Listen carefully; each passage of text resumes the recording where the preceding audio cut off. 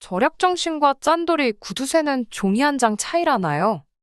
알뜰살뜰하게 사소한 것 하나씩 챙기는 모습이 저한테는 둘도 없는 장점처럼 보였어요. 저나 남자친구 두 사람 다 사회인이 되고 나서 직장 생활을 하는 중에 만나 연애를 시작했거든요. 손해보는 거 참 싫어하고 근검절약하는 습관이 저는 엄청 어른스럽다고 느꼈고, 그러한 남자친구의 습관들이 제가 모자란 부분을 채워줄 수 있을 거라 생각했습니다. 연애를 4년 가까이 했는데 아직 콩깍지가 남아있었나 봐요. 결혼은 현실이라는 말이 뼈에 사무치게 와닿는 상황이네요. 남자친구 입장에서는 결혼 승낙을 한 제가 다 잡은 물고기라는 생각이 들었나 봐요. 연애하는 동안 남자친구는 이것저것 따져가고 계산해가면서 항상 합리적인 소비를 추구해왔어요. 그렇다고 해서 실제로 저한테 돈 쓰는 걸 아까워한다거나 푼돈 얼마 때문에 싸우고 소심하게 나오는 구석이 없었습니다. 적어도 그동안에는 쓸 때는 쓰고 아낄 때는 확실하게 아끼는 사람이었지요. 그리고 4년이라는 긴 시간을 해오면서 봐왔던 모습에 남자친구가 제게 청혼을 해왔을 때 그렇게 하겠다 승낙을 하게 되었고요. 남자친구가 나이가 저보다 2살이 많습니다. 하지만 취직한 연도는 똑같았어요. 남자는 군대가 걸려 있으니 2년 취직 늦은 게 흠잡을 이유라는 생각이 들지는 않았습니다. 두 사람 다 다니는 회사가 비슷비슷한 수준이고, 직접적으로 말해준 적은 없지만 연봉 또한 비슷하게 받는 듯 싶었지요. 결혼 이야기가 처음 오고 가기 시작했을 때 저는 당연히 남자친구나 저나 모아놓은 돈의 액수가 비슷할 거라 생각했어요. 5년 직장 생활에서 5천을 모았으면 솔직히 사회초년생이 이 정도면 돈 낭비하지 않고 잘 모은 거라고 생각했거든요. 그런데 남자친구는 제 2배가 되는 액수인 1억을 모았더라고요. 데이트하면서 뭐 비싼 선물 받아보거나 좋은데 여행 가본 적은 없지만 서로 비슷하게 지출을 했는데도 그 정도를 모은 걸 보니 참 대단하다 싶었습니다. 남자친구나 저나 둘 다 부모님으로부터 독립해서 나와 서로의 직장 근처에서 자취를 하고 있었는데, 저와 비슷한 월급을 받던 남자친구에게 어떻게 그 정도 돈을 모았냐고 물어보니 정말 가관이더군요. 집에서 관리비 아낀다고 냉난방 안 쓰는 건 물론이고 샤워도 찬물로 했다더라고요. 알뜰폰 무제한 요금제를 들어서 인터넷도 집에 따로 설치하지 않았고요. 전기세 아끼겠다고 핸드폰 같은 전자기기 충전도 전부 회사에 가서 했다 하고 밥도 대부분을 회사 식당에서 해결했대요. 집에서 밥을 먹어야 할 때는 고구마 한 상자 사놓고 고구마만 먹었다고 하더라고요. 심지어 그 고구마도 회사 탕비실에 있는 전자레인지로 쪄오고 집에서는 정말 잠자는 것 외에는 아무것도 안 했다고 하는 겁니다. 알뜰살뜰한 건 알았는데 그 정도까지 한다니 조금 걱정이 되기는 했어요. 검소하고 근검절약하는 습관이 장점이고 그것 때문에 결혼을 결심했기는 하지만 그렇다고 해서 저까지 그렇게 살고 싶은 생각은 없었거든요. 아무튼 그렇게 해서 남자친구가 저보다 모아놓은 돈이 훨씬 많기는 했습니다. 결혼은 요즘 추세가 다들 반반을 하잖아요. 남자친구가 이것저것 따지는 성격이긴 하지만 그것 때문에 결혼할 때 금액을 똑같이 해오려고 생각했던 건 아닙니다. 이미 결혼 이야기 나오고 나서 서로 얼마를 모았는지 이야기를 했을 때도 남자친구는 특별히 제가 모아놓은 돈이 적다는 걸 이유로 아무 말도 꺼내지 않았었거든요. 그리고 결혼 승낙을 받으러 우리 집에 처음 갔을 때 저희 부모님이 저희에게 먼저 힘닿는 데까지 도와주신다고 이야기를 꺼낸 것도 있었어요. 제가 외동이기도 하고 저희 부모님이 노후 준비도 끝나 있고 다른 집에 비해 사실 여유가 조금 있는 편이기도 하거든요. 그래서 딱 남자친구가 모아놓은 금액에 맞추기 위해서 저희 부모님한테 5천 정도를 지원받을 생각을 가지고 있었습니다. 그런데 남자친구에게 그렇게 하겠다는 이야기를 꺼냈는데 남자친구가 너 그렇게 계산적인 여자라고 생각한 적 없는데 왜 그러냐며 화를 내더라고요. 난데없이 왜 화를 내느냐 물었더니 남자친구는 그러면 둘이 모아봐야 2억 아니겠냐며 사실 그 돈으로 서울에 빌라 전세 구하는 것 말고는 할 수 있는 게 없는 거 모르냐 하더군요. 요즘 대출금리가 어쩌고 저쩌고 서울의 아파트가 얼마고 모자란 돈을 대출받으면 그러면 한 달에 이자가 얼마, 우리 월급에 생활비 내고 대출이자 내고 얼마가 남고, 그러면 한 달 공과금에 대출이자 생활비까지 내고 나면 우리 수중에 얼마밖에 안 떨어진다. 이 계산을 하고 있는 겁니다. 그러더니 하는 말이 여유 있는 부모님 가진 것도 능력이라고 하면서 분명히 우리 결혼 승낙 받으러 갔을 때 물심양 면적으로 아끼지 않고 도와주신다고 했는데 뭐하러 힘든 길을 가려고 하냐며 집 할 때 모자란 돈. 그러니까 저희가 대출을 받아야 하는 만큼을 지원을 받아오면 좋겠다는 겁니다. 그래서 남자친구한테 예비 시부모님들은 얼마를 더 지원을 해주시는 거냐 물었지요. 그런데 남자친구는 그 말에 어이가 없게도 지금 자기 부모님이 왜 나오냐면서 어차피 지금 모아놓은 돈이 자기가 더 많지 않냐고 따지더군요. 자기 부모님들은 노후가 아직 안 돼 있어서 괜히 도움받아봐야 나중에 생활비다 용돈이다 달라고 하면 괜히 거절도 못할 거라고 배보다 배꼽이 더 클 테니 차라리 지원을 안 받는 게 좋다고 하더라고요. 무슨 말을 하고 싶은지는 대충 이해가 갔지만 아무리 저희 부모님이 여유가 있다고 해도 이게 경우는 조금 아니지 않나 싶기도 했습니다. 그런데 다행스럽게도 저희 부모님께서 흔쾌히 집을 해주시겠다고 이야기를 해오셨지요. 안 그래도 저희 외삼촌이 가지고 있는 아파트가 하나 있는데 요즘 집값도 내려가고 있고 급전도 필요하고 해서 정리 중인 게 있다면서 그 집을 아예 얻어주시겠다 하시더라고요. 저희 모은 돈으로 실내도 싹 다 갈아엎고 그러면 신혼부부 살기에는 모자랄 것 없을 거라고. 그리고 저희가 모아놓은 돈을 가지고는 차를 사도 되고 훗날을 도모하기 위해 저금으로 가지고 있어도 되지 않겠냐고 하더라고요. 몸둘바를 모를 정도로 감사했습니다. 여기까지는 정말 수월하게 지나갔어요. 비록 예비시댁에서는 돈 한 푼 지원받지 못하는 상황에서 저희 집에서 집을 해주는 거나 마찬가지인 상황이 되었지만 말입니다. 저희 부모님이 노후 준비가 다 되어 있는 상황이기는 했지만 그래도 다른 것도 아니고 집을 해주셨는데 다른 건 몰라도 저희가 어느 정도 자리가 잡히게 되고 부모님께서 완전히 은퇴를 하게 된다면 그때 가서 매달 용돈을 드리고 싶은 생각이 들었습니다. 노후 준비가 되어 있다고 하더라도 돈을 곳간에 쌓아놓고 필요할 때마다 꺼내 쓰시는 분들도 아니셨고 큰 지출을 하시게 되는 만큼 분명히 노후 대책에도 어느 정도 영향이 있을 거라는 생각이 들었어요. 그래서 이 정도 도움을 받았는데 조금이나마 제가 해드릴 수 있는 건 해주고 싶은 마음이 있었지요. 그런데 막상 남자친구는 집을 해주신다는 말을 들었을 땐 뛸 듯이 기뻐했으면서 용돈을 드리고 싶다는 제 말에는 인상부터 팍 쓰더군요. 남자친구가 했던 말 중에 예비시댁에서 도움받으면 생활비다 용돈이다 달라고 하면 줘야 하지 않느냐고 하지 않았냐고 따졌지요.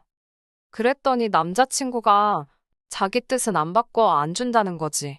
받게 되면 뭘 하겠다고 했던 말이 아니랍니다. 그렇다고 예비시댁에서 돈 한 푼도 안 받았다고 해서 저희 부모님한테만 주고 남자친구 부모님한테는 안 주겠다 하는 것도 아니었거든요. 당연히 양가 어른들이 더 이상 경제적인 활동을 할 수 없는 상황이 되면 자식들인 우리가 해야 하는 건 당연한 부분이 아니냐고요. 생활비랑 용돈을 드리는 건 양가 어른들이 은퇴한 뒤의 이야기라고. 지금 당장 돈 나가는 것도 아닌데 왜 그걸 가지고 그렇게 싫어하느냐 했습니다. 그러니 남자친구는 무언가 고민하는 척을 하더니 말도 안 되는 제안을 해오더군요. 안 그래도 저희 부모님이 집을 해주신다고 했을 때 짚고 넘어갔어야 하는 일인데 이왕 이야기가 나온 거 확실하게 정하고 가자고 하면서 말이지요. 뭘 물어보려나 했더니 진명이는 어떻게 할 생각이냐고 하더라고요. 솔직히 남자친구가 제가 부모님께 생활비를 조금씩 드리고 싶다는 말을 했을 때 저렇게 네 돈 내 돈 따져가며 굴지만 않았어도 이렇게까지 나올 생각은 없었거든요. 애초에 처음부터 공동명의를 할 생각도 가지고 있었는데 이렇게 확실하게 짚고 넘어가자는 식으로 나오니 무슨 꿍꿍이가 있는 것 같고 우리가 결혼해서 부부가 되는 건데도 이렇게 계산을 하려 나오는가 하는 모습을 보이니 공동명의를 하겠다는 말이 입에서 나오지가 않더라고요. 저도 치사하게 구는 것일 수도 있지만 일단 남자친구랑 제가 모아놓은 돈을 아예 건드리지도 않은 상황에 저희 부모님께서 아파트를 해주시는 거나 마찬가지였던 상황이었으니 저도 모르게 왜 명의 문제를 이야기하느냐고 대답이 나왔어요. 당연히 저희 부모님이 다 내주시는 건데 내 명의가 아니면 우리 부모님 명의가 되지 않겠느냐 했습니다. 예상했던 대로 남자친구가 공동 명의가 아니라는 말에 얼굴에 기분 나쁜 감정을 숨기지를 못하더라고요. 저한테 따진다고 하는 말이 아까 전까지는 드리기 싫다던 부모님 생활비를 걸고 넘어지면서 집 명의는 네 걸로 하고 생활비는 우리가 번 돈으로 드리겠다니 너무 치사한 거 아니냐고 하는 겁니다. 그러더니 그럼 자기도 생각이 있다는 거예요. 자기가 결혼한다고 모아놓은 1억에는 손을 안 대겠다고 하더라고요. 저보고 이제 우리 결혼하는데 네 거 내 거 나누고 있냐고 정말 치사하다고 하면서 눈에는 눈이고 이에는 이라는 겁니다.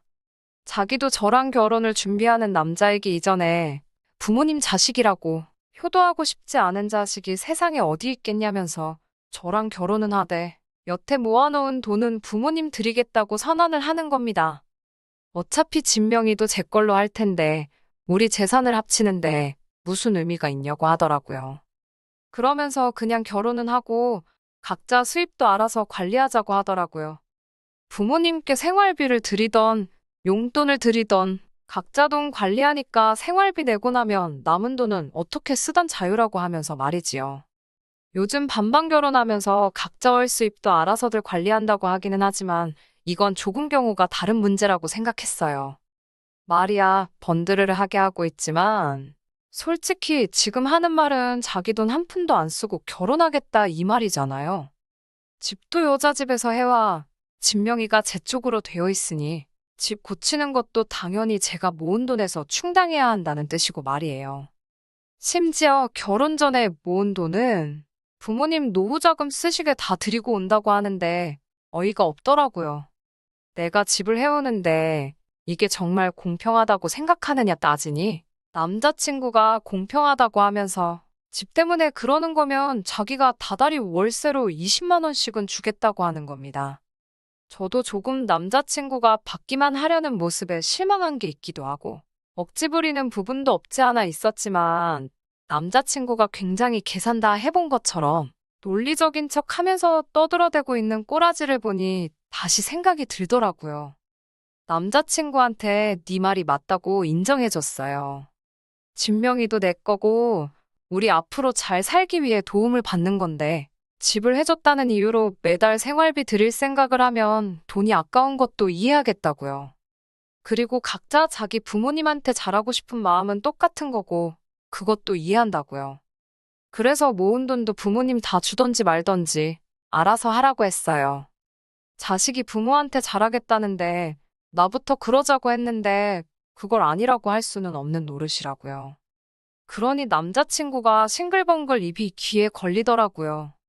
그러면서 가전이나 혼수는 그래도 서로 같이 쓸 거니까 그 돈은 저랑 반반씩 하겠다고 나오는 겁니다. 그 와중에도 저랑 같이 쓸 가전가구라고 해서 반반씩 하겠다는 거 보니 웃기지도 않아서 웃음도 나오지 않더라고요. 나 말 안 끝났는데 자르지 말라고 능글거리면서 지 속내를 다 털어놓던 남자친구 입을 다물게 만들어 놓고 그리고 나서 본론을 딱 말해줬습니다. 그냥 결혼 안 하겠다고 뒤집어 엎어버리겠다고요. 돈 굳었다는 생각에 싱글벙글거리던 남자친구가 대뜸 결혼 뒤집어 엎어버리겠다는 말을 듣더니 표정이 싹 굳어가지고는 안절부절하지 못하더라고요. 이해를 못하는 것 같아서 한 번 더 말해줬어요. 그냥 오늘부로 끝이라고 끝내자고 하는 말이라고요. 자기 부모님 부담될까봐 돈 한 푼 지원 못 받아오는 것도 좋다. 당장 들어갈 돈 아끼고 싶은 것도 구두쇠인 것도 다 좋다고. 그런데 보자 보자 하니까 아주 사람 너무 우습게 보는 거 아니냐고요. 내가 너한테 월세 받으려고 결혼을 하는 건 줄 아냐. 부모님한테 말해서 집까지 해오겠냐고. 남편한테 월세 받으면서 살 거면 그게 룸메이트지. 뭐하러 결혼까지 할 필요가 있느냐고 했습니다. 네 거 내 거 알아서 다 따로 챙기고 월세 내고 내 집에서 얹혀 살겠다는데 나는 룸메이트 필요 없으니까 네가 모은 돈 네 알아서 하고 그냥 결혼도 하지 말자고 말하고 자리 박차고 나왔습니다. 그리고 어디 한번 서울에서 20만 원짜리 월세 아파트 잘 구해보라고 했어요. 그 와중에도 돈 아끼고 싶어서 어디 20만 원을 월세라고 줄 생각을 하고 있느냐고요. 쫓아와서 사과하면 풀릴 줄 알았는지 한참 지나서 저 먼발치서 쫓아와서는 자기가 잘못 생각했다며 다시 생각해보자고 월세를 2배를 더 주겠답니다. 20만 원 주기로 한 걸 40만 원 준다고 세상에 반성을 하고 싹싹 빌어도 모자랄 판에 흥정을 하고 있으니 어이가 없더라고요. 뒤꿈치로 남자친구 발을 비틀듯 콱 밟아주고 왔네요. 내 근처에 한 번만 더 얼쩡거려보라고. 내가 4년 연애한 세월이 아까울지언정 너 같은 놈하고 결혼하는 평생 후회할 만한 선택은 하지 않겠다고요. 서울에 5억 아파트 해온다는데 내가 이 나이 먹고 너보다 잘난 놈 하나 못 만나겠냐고 거지는 사절이라고 말하고 뒤도 안 보고 집으로 돌아왔습니다. 그 와중에도 밟힌 지 발등이 아파서 신경 쓰였는지 아니면 자기도 자기가 한 짓이 가망이 없다고 생각을 한 건지 멀어지는 저를 쫓아올 엄두도 못 내고 있는 남자친구를 보니 헤어져도 100번은 잘 헤어졌다는 생각이 들었습니다. 계산적이고 사소한 것 따지는 성격 진작에 알고 있긴 했지만 저는 최대한 좋은 점만 보려고 했어요. 결혼하면 아마 두 사람의 서로 다른 성격이 시너지를 일으킬 거라고 생각했고 서로의 단점들을 보완해 줄 수 있을 거라 믿어 의심치 않았거든요. 그런데 그냥 지 속은 챙길 거 다 챙기고 싶어 하면서 남의 주머니에 지 돈 들어가는 거 아까워서 견디지 못하는 구두쇠 짠돌이었다는 걸 그 본질을 깨닫지 못한 제가 참 바보였네요. 그래도 마지막에는 속 시원하게 단칼에 잘라낼 수 있어서 다행입니다. 결혼을 못해서 안달이 난 것도 아니고 오히려 시간적 여유가 생긴 것 같으니 부모님한테 잘하면서 천천히 조급하지 않으려고 합니다. 좋은 짝이 있다면 제가 찾을 필요도 없이 제 옆에 나타날 거라 믿으니까요. 끝까지 들어주셔서 감사합니다. 오늘의 사연은 여기까지입니다. 구독과 좋아요, 알람 설정 부탁드리고 더 좋은 사연으로 다시 찾아뵙겠습니다. 감사합니다.